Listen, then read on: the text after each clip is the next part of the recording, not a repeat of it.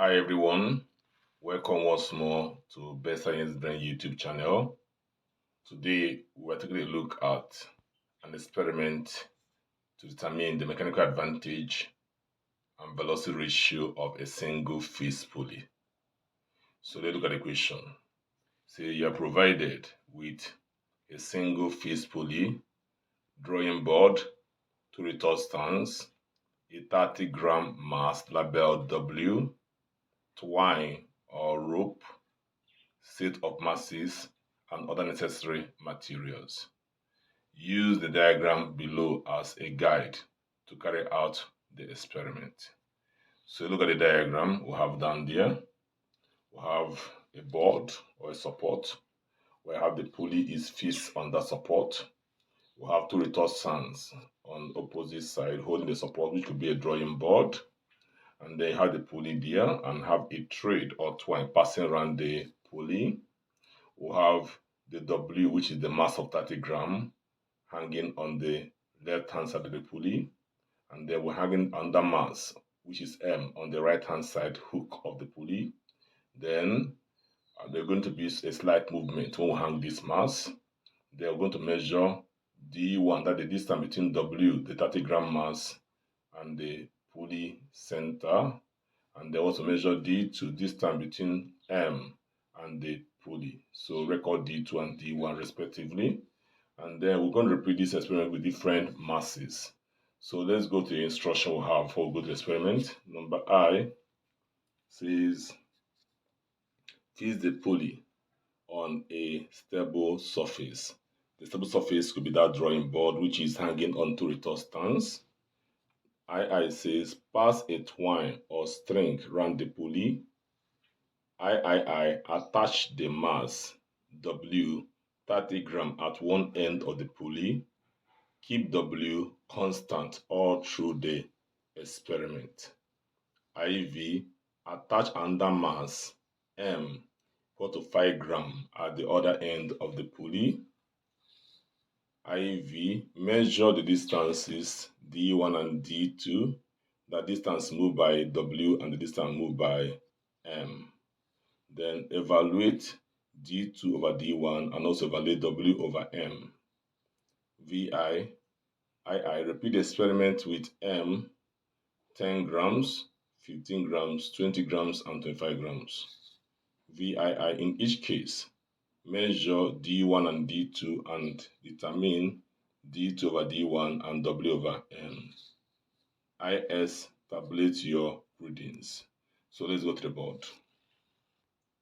So at the board, we have our table for the experiment. The constant mass W is 30 grams. Serial number, you have the different masses, 5 grams, 10, 15, 20, 25 to place under this column. We have to find W over M. Let's say the ratio W over M, call it S. We have to measure D2, that is in cm, measure D1 in cm, and then evaluate V, which is D2 over D1. V has no unit because this is cm, this is cm. Before we start the experiment, we can do this. Record the masses. This is 5.0002 3SF, 10.00, 15.002 4SF, please, not 3, 20.00, 25.00. Then you can calculate this one. This is weight over mass. The weight here is 30, this is constant. That one is not inside the table. So 30 over 5 gives us 6.000. 30 over 10 is 3.002 SF. 30 over 15 gives us 2.000. Then 30 over 20 gives us 1.500. 30 over 25, 1.200. So we're going to get these ones from the experiment. So let's go to the experiment and then perform the action. So we'll have our pulley there that is fixed to a board. We'll have a twine or a thread which are going to pass through the pulley. So here we go.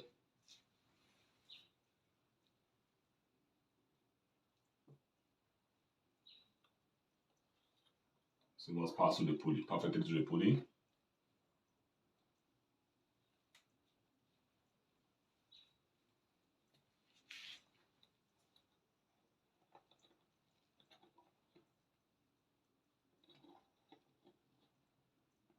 So pass it. And see it going around. So the thread should have free rotation around the pulley.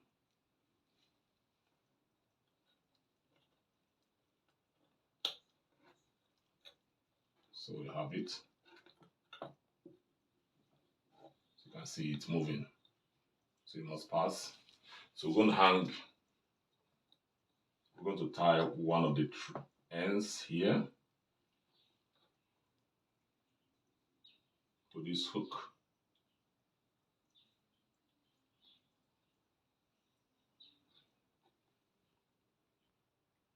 So we can see the thread or twine passing through the groove or through the pulley, and they'll have the 30-gram mass hanging from the thread at this hook, the 30-gram with the W, and they will have also the 5-gram mass hanging from this other, the upper hook, 5-gram mass. So we now measure the distances, the length of this thread from the center of the pulley to the 5-gram mass. So to measure that, we can use the meter rule to estimate that. So the center of the pulley here is at 48.5 cm, and this point is at 29.5, where you have the thread, 48.5 and 29.5. So this distance is going to be 48.5 minus 29.5. So, and that is our D2 as 48.5 minus 29 give us 19.00 for our D2, and that stands for the effort distance. Then we'll now move our meter rule to the other side.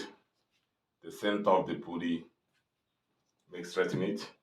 Center of the pulley is at 51. Then from that point to the thread is around 76.5. 76.5 and 51. Take the difference, that becomes our load distance. So 76.5 minus 51. So 76.5 minus 51, that gives us 25.5, and that becomes our D1, and that represents our load distance. So having done that, now for the 5-gram mass, we'll now go to the 10-gram mass. So go back to the pulley.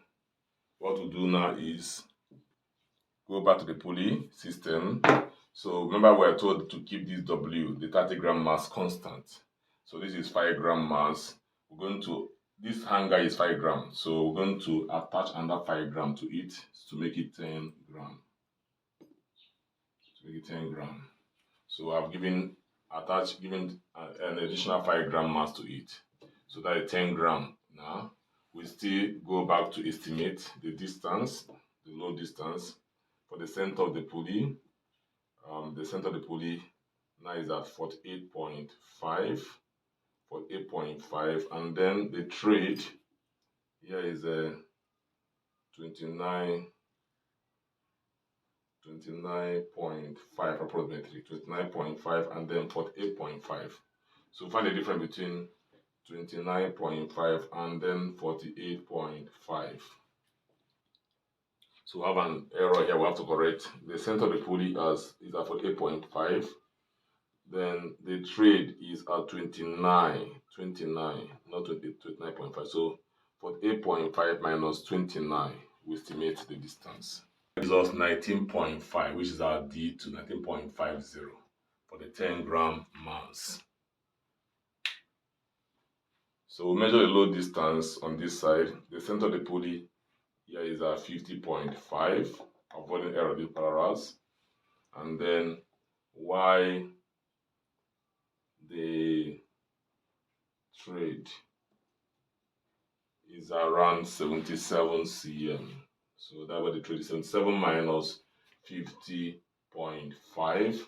So that gives us 26.5. Record it as our D1, 26.5024 SF. So We'll now go to the 15-gram mass. Go back to the pulley. So for the 15-gram mass, this is already 10 gram. We're going to add additional 5 gram again to this to make it 15 gram. Additional 5 gram to it. That is 15 gram. The center of the pulley here is at 48.7. If we use a ruler, very well. 48, this 0.5.7, and then this place is around 28.6. That's the trade. 28.6, above, set about 28.5. So we now have 48.7 minus 28.6, and that will give us 20.10. So move to the next column to find out D1. So measure at D1, which is the load distance. Center of the pulley is 51 here, and then the end of the trade is around 77 there. So 77 minus 51 gives us 26. So here is going to be 26.00. So we have this. We'll now go to the fourth. The fourth one is the 20-gram mass. So already we have 15 gram here. 15 gram. We'll now slot, this is 15 already. We'll now slot in another extra 5, making it 20 grams. So that is it. So we'll now measure our effort distance. This is 48. The center of the pulley is 48.5. Then here we're having around 28.3 approximately the trade. So 48.5 minus 28.3 will give us 20.20 here. So we're now going to measure the load distance. So for the load distance, the center of the pulley is at 51.5. Then the trade ends at 76. So now we'll now have 76, no, at 76.5. 76.5 minus 51. 76.5 minus 50. So 76.5 minus 51 give us 25.5. What we'll have here? 5024 SF. So go to the last one, that is 25 gram mass. So already the sorted mass will have 20 grams already here. Add an additional mass, making it 25 gram mass. So we're going to measure the load, the effort distance, that is our D2 first. So to measure the effort distance, the center of the pulley is at 48.5 here. Then the end of the trade is around 28.1 over there. So now I have 48.5 minus 28.1 to get the length of the trade. 48.5 minus 28.1, and that gives us 20.40. So that is our D2. The D2 represents the effort distance, and the D1 represents the load distance. So let's go ahead to measure our load distance.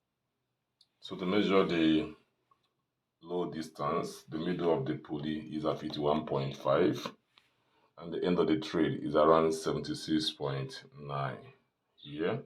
So 76.9 minus 51.5 will give us 25.40. So look at the table for experiment. See the table for experiment. You see that as the load increases,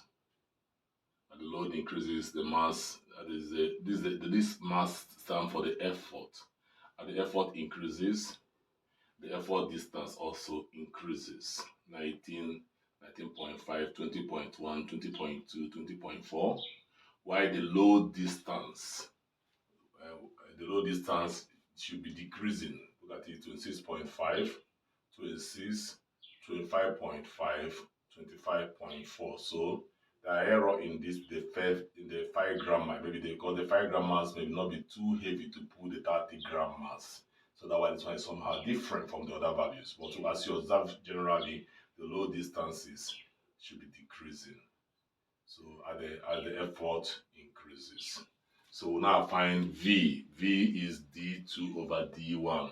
So we're going to divide D2 by D1 in each case. Divide 19 by 25.5, 19.5 by 26.50, 20.10 by 26.26, 20.20 by 25.5, 20.40 by 25.4. So we're going to do the division and then write out the values. So going to the first column, we'll have D2 over D1, 19 divided by 25.5, we'll have 0.7451 to 4 SF. 19.5 divided by 26.5 gives us 0.7358 to 4 SF. 20.1 divided by 26, we'll have 0.7731 to 4 SF. 20.2, that D2 divided by D1 to 5.550, that gives us 0.7922. 20.40 divided by 25.40, that gives us 0.8031. As we observe in this column, you see that the velocity ratio with the ratio of the effort distance over the load distance is increasing from 10 gram up to 25 gram. The 5 gram is somehow different, most likely, but the 5 gram was not able to pull the 30 gram effectively. So this is the experimental result. So we're going to plot a graph. So when we go to a graph, we'll now look at the relationship we're going to plot and see how our values will work out. So remain connected. Once more, take a look at the diagram before we analyze that result and go to the graphing. So we'll have a pulley system there, a single pulley, and the mounted on the support. That is a flat board. So the pulley should be mounted on the support or a flat surface to enable it to rotate freely. And then you can have two rotor stands, one by the left hand side and the other by the right hand side, rotor stands. So we'll now have a rope passing through the pulley and then hanging from both sides of the pulley. We'll have the weight W1 hung, the weight W hung on the left side of the pulley. I will maintain W to be equal to 30 gram all through the experiment. And then we'll have masses M hung at the right hand side of the pulley. And the masses M were varied from 5 gram to 10 gram, 15, 20, and the highest we use was 25 gram. We measure the distance from the W, that is to the center of the pulley, and we'll call it D1. The distance from W, that W represents the load which the machine is carrying, to the center of the pulley is called the load distance. We also measure the distance from each of the masses M to the center of the pulley. We call that distance D2, and that M represents the effort in this machine. So D2 now represents the effort distance and D1 represents the load distance. Then we also calculated the ratio of D2 to D1. D2 to D1 is effort distance divided by the load distance, and that stands for the velocity ratio of the machine. We also evaluated in each case, we evaluated W over M. W is the load and M is the effort. So W over M represents the load over effort, represents the force ratio or a measure of the mechanical advantage of the pulley system. So let's go to our process result and then look at the graph we have here. So this is our process result for the experiment. The weight, that W is 30 gram, which was kept constant on the left side of the pulley.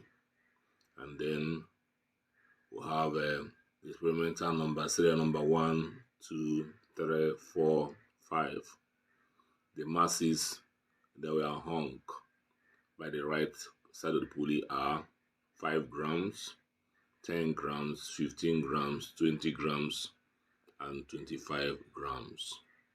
Then we've got the ratio of W over M, the first ratio, dividing 30 in each case by M. So 30 over 5 gives us 6. 30 divided by 10 gives us 3. 30 divided by 15 gives us 2. 30 divided by 20 gives us 1.5. 30 divided by 25 gives us 1.200. And that ratio, S, we call it S, that W over M, has no unit because W and M are expressed in gram each. So gram cancels gram. We now have our D2, which represents the distance between M and the center of the pulley. And that M stands for effort. So this is the effort distance. So for the 5 gram mass, we have 19.0. For the 10 gram mass, 19.50. For the 15 gram mass, 20.10. For the 20 gram mass, 20.20. For the 25 gram mass, 20.40. If you look at these values, you see that the distance kept on, the D2 kept on increasing, and the mass is increasing because we expect so, because as you add more mass as you add more effort, so the greater the effort you add, the more the load is lifted. So D2 should increase as we have it there. Then we look at D1. D1 is the distance between the load and the center of the pulley, which is called the load distance. For the 5 gram mass, 25.50. For the 10 gram mass, 26.50. For the 15 gram mass, 26.00. For the 20 gram mass, 25.50. For the 25 gram mass, 25.40. So apart from the first one, that is 25.50, that is the 5 gram mass, we notice that the masses, the distances, that the low distances, we are decreasing. Look at from 26.50, 26.00, 25.50, 25.40, and that's what we expected to happen, because as the load is being lifted by the effort, the load distance should be decreasing, while the effort distance should be increasing. So having done that, we now obtain the ratio of V, D2 over D1. That ratio V is nothing but effort distance divided by load distance, and that should be a measure of velocity ratio. So for the first one, divided 19 by 25.5, we got 0.7451. Divided 19.5 by 26.5, we got 0.7358. Divided by 20.1 by 26, we got 0.7731. Divided 20.20 by 25.5, we got 0.7922. Divided 20.4 by 25.4, we got 0.8031.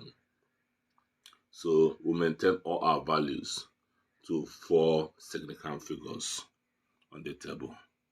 So we'll have that. So in our graphing, we now plotted S on the vertical axis.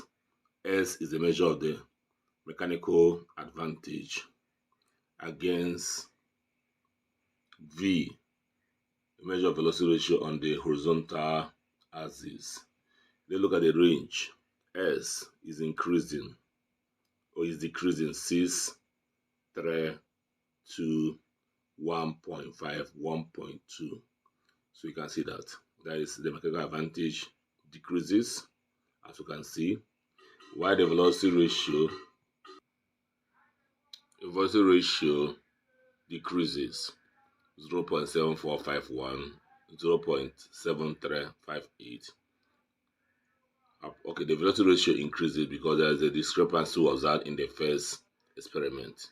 For the second one, have 0.7358, 0.7731, 0.7922, 0.8031. So velocity ratio increases downwards as the masses increases, while the mechanical advantage decreases as the mass increases. So as was should be in a machine, mechanical advantage is always inversely proportional to velocity ratio. So should expect an inverse graph when we plot S, which is the mechanical advantage, against velocity ratio, so which is V. So plot S on the vertical axis and plot V on the horizontal axis. So let's look at the nature of the graph. We'll now move to the graph. So you see the vertical axis is S. That's the mechanical advantage. Started from 0, 1, 2. So the scale we use here is 2 cm to 1 unit. 2 cm to 1 unit. So each box is 2 cm for a standard graph. So have 1, 2, 3, for numbers being consecutive, 5, 6, and so on. So that is S. The MA, or the force ratio. Then the horizontal axis, we have V plotted on the horizontal axis, that is V.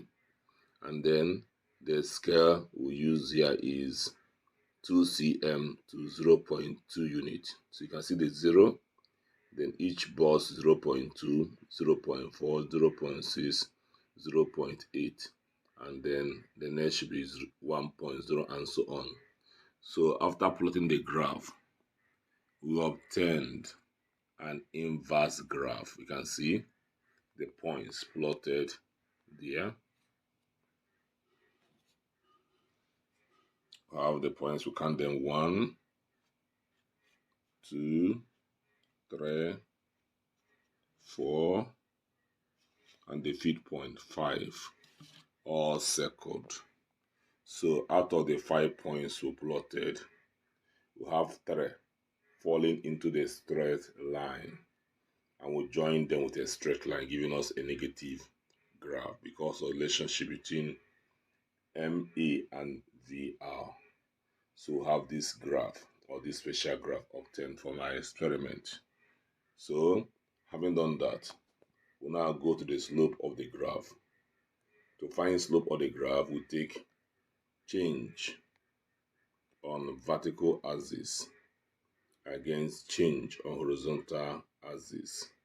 So the upper coordinate for the vertical axis, we took a wide range for our slope. The upper coordinate on the vertical axis is around 5.5, 5.5, which is around this point. You get it very clear? Around this point, 5.5. I will read it from the graph, around 5.5. Then the lower coordinate is on the vertical axis is around 1.2. Then going down to the horizontal axis, the upper coordinate is 0.8. We'll go down.